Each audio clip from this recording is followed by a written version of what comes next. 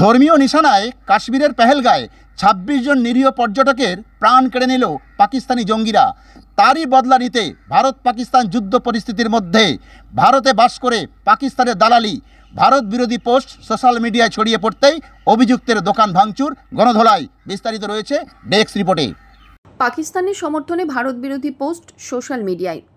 এমন পোস্ট হওয়ার পরেই অভিযুক্তের দোকান ভাঙচুর করে গণধোলাই দিল উত্তেজিত জনতা। ঘটনাটি উত্তর ২৪ পরগনার বারাসাত বড়বাজারে মাংসর দোকানের এক বিক্রেতাকে গণপ্রহার এবং তার দোকান ভাঙচুর করল স্থানীয় বাসিন্দারা।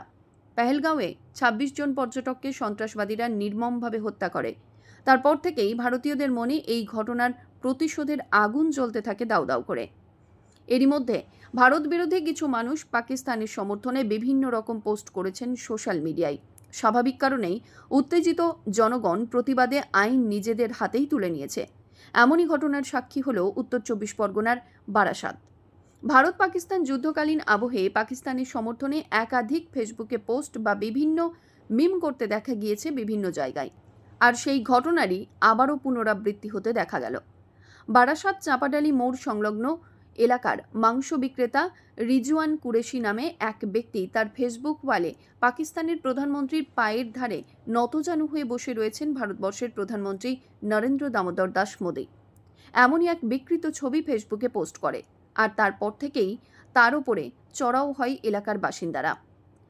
এদিনে একদল যুবক তার দোকানে গিয়ে দোকান বন্ধ করে দেয়। দোকান থেকে বের করে অভিযুক্তকে গণপ্রহার দিতে গেলে মুহূর্তের মধ্যে পালিয়ে যায় সে। উত্তেজিত জনতা মাংস বিক্রেতা রিজওয়ান কুরেশির দোকান ব্যাপকভাবে ভাঙচুর করে। ঘটনায় উত্তেজনা চরমে পৌঁছালে ঘটনাস্থলে বারাসাত থানার পুলিশ গিয়ে পরিস্থিতি নিয়ন্ত্রণে আনে। তারপর স্থানীয় বাসিন্দারা অভিযুক্তের বিরুদ্ধে লিখিতভাবে অভিযোগ জানায় বারাসাত থানায়। অভিযুক্ত ও তার সঙ্গীরা সকলেই পলাতক। তাদের খোঁজে তল্লাশি চালাচ্ছে বারাসাত থানার পুলিশ। আসুন দেখে নেওয়া যাক বিশ্ব দরবারে। বারাসাত থেকে নিজস্ব প্রতিনিধি, বিশ্ব দরবার সংবাদ।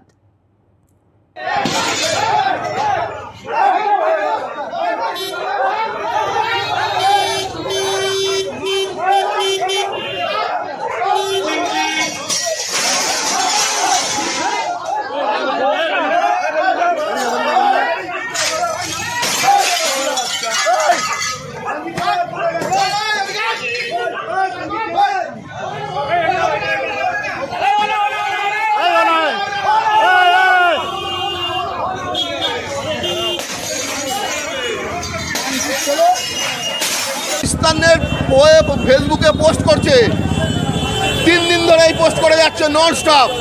ভারতবর্ষে এসব আর চলবে না। দোকান ভাঙচুর করে দিয়েছি, আগামী দিনে এইখানে এই দোকান খুলতে দেবো না।